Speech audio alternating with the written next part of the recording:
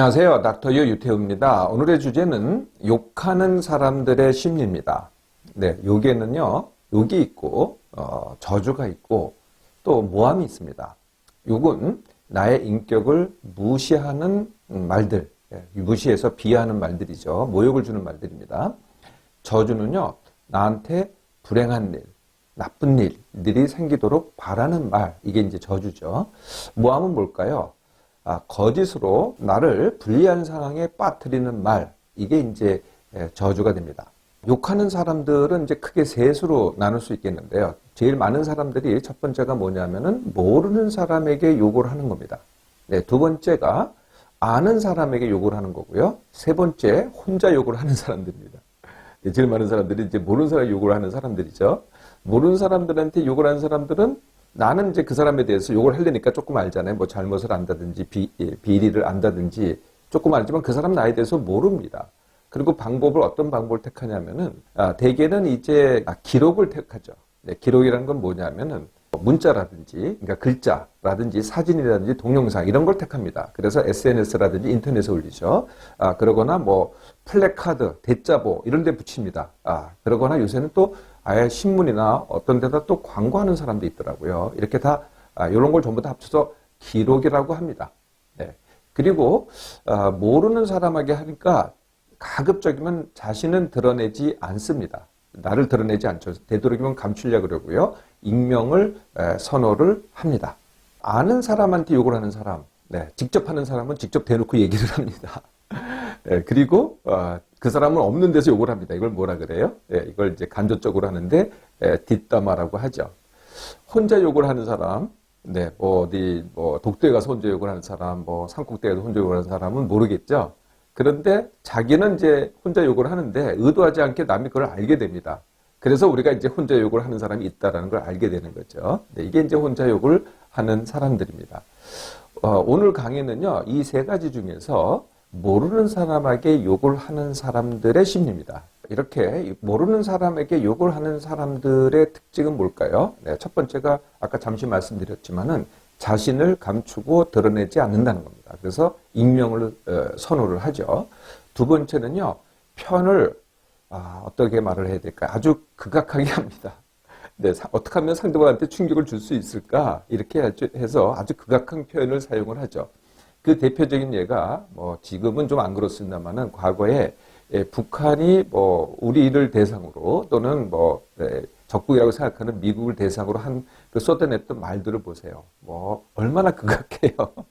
네, 이런 말을 선호를 하죠. 어떻게 하면 이제 충격을 줄 수 있을까 그럽니다. 그리고 말은 세게, 극악무도하게, 그리고 사실은 왜곡되게 그렇게 하죠. 이게 이제 두 번째 특징입니다. 네, 세 번째 특징은요. 이게 이제 그 상대방이 들으라고 하는 것도 있지만은 더 큰 관심은 누구한테 있냐면은 다수한테 있습니다. 모르는 다수가 거기에 관심 갖는 걸 더 선호를 합니다. 네, 이게 사실 더 중요한 요소죠. 그래서 더 많은 사람들이 관심을 갖잖아요. 그걸 더 좋아한다는 거예요. 그래서 이제 인터넷상에 보면은 조회수, 좋아요, 댓글 이런 거 있잖아요. 네, 이런 게 많을수록 더 신나합니다.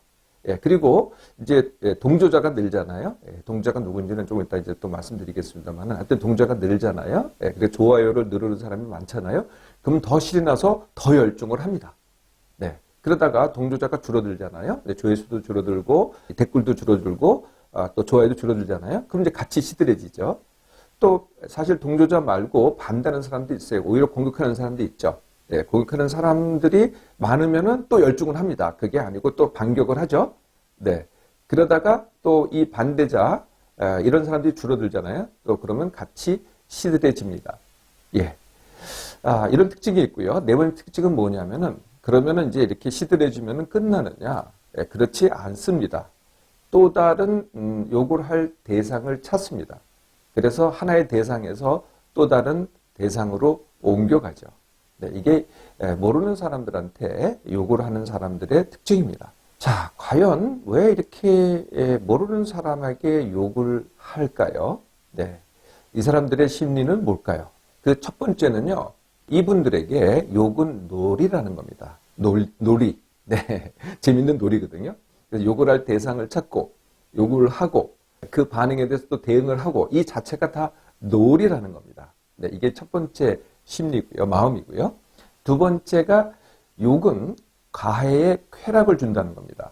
내가 이제 가해를 해서 욕을 했어요. 그러면은 이제 그 상대방이 욕을 먹잖아요. 그거에 대해서 뭐 움찔합니다. 또 고통을 받습니다. 힘들어합니다. 그리고 또 화를 냅니다. 네, 이런 반응이 오잖아요. 예, 그러면은 속으로 쾌재를 부릅니다. 이게 쾌락이거든요. 그 반응을 보면서 쾌락을 느낀다는 거죠. 네, 세 번째는요.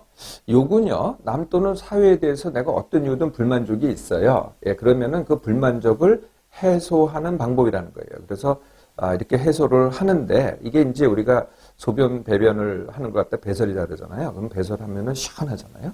네, 시원한데 한 번은 끝납니까? 또 봐야 되잖아요. 이런 속성을 갖고 있습니다. 그래서 마치 진통제 같죠. 이렇게 해소를 하는데 그 순간은 해소가 돼요. 시원하거든요.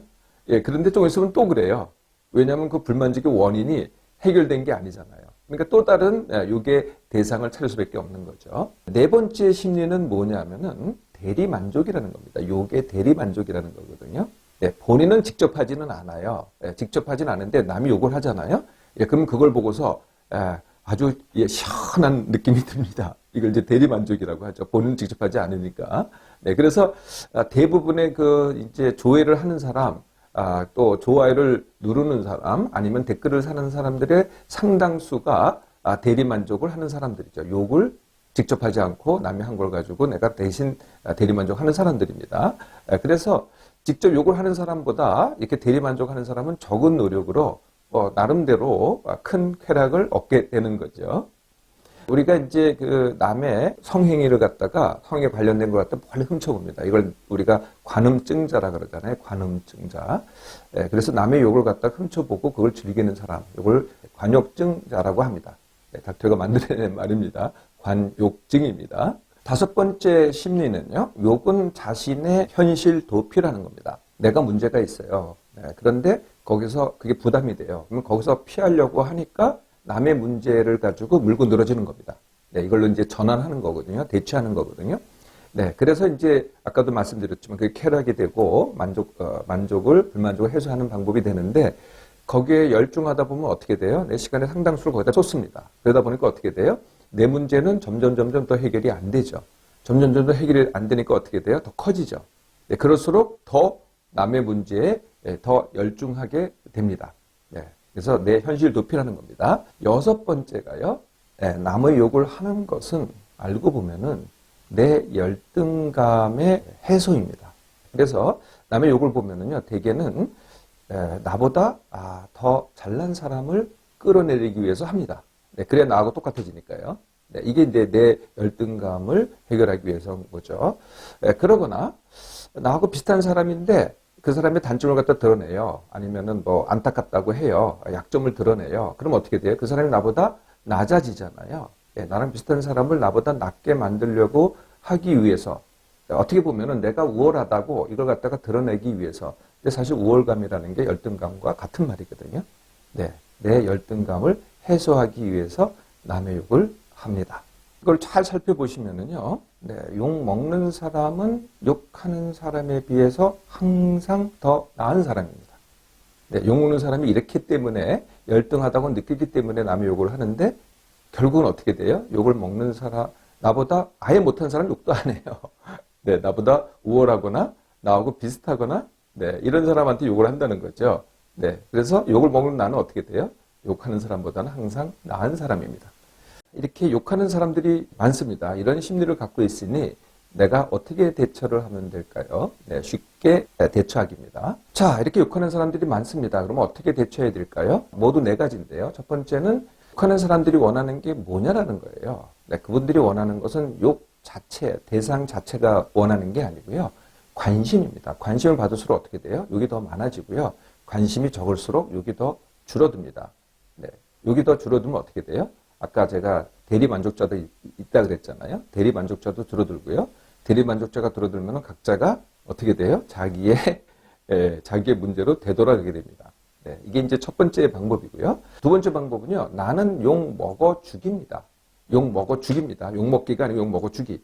누가 하여튼 나를 욕을 해요. 그러면은 내가 여기에 대해서 반응을 하잖아요. 누가 나를 욕을 했지? 왜 욕을 했지? 이걸 어떻게 대처를 해야 돼? 이게 말이 돼? 라고 내가 반응하고 화를 내고 하잖아요. 네, 그러면은 이제 욕하는 사람의 페이스가 되는 거죠. 네, 그럴수록 저 사람은 더 신나합니다. 또 이렇게 걱정하실 거예요. 욕하는 사람은 그렇다고 쳐도 많은 사람들이 다른 사람들이 그 욕하는 사람들을 동조해가지고 또 나를 그렇게 오해하지 않을까? 네, 내가 다른 사람들한테 나가면은 그 사람들이 나한테 뭐라 그러지 않을까? 또 욕하지 않을까? 이렇게 걱정하시잖아요. 그것도 걱정할 필요가 없는 게요. 그 대부분이요. 대리 만족자입니다. 네. 그래서 그때뿐이에요. 시간 지나면은 내가 그냥 먹어주잖아요. 그러면 이 사람들 시들해서서 또 다른 사람, 욕할 사람 또 찾습니다. 네. 원래 욕한 사람이나 거기에 동조한 사람이 다 똑같다는 거죠. 나를 금방 잊어버리거든요. 내가 주된 관심이 아니고 욕하는 게 주된 관심이니까요. 그냥 욕 먹어주면 됩니다. 또 한 가지 아셔야 될 것은 욕을 먹는 나는요. 욕을 하는 그 사람보다는 항상 낫다는 사실입니다. 네, 제가 아까도 말씀드렸죠. 네, 이게 이제 두 번째 방법입니다.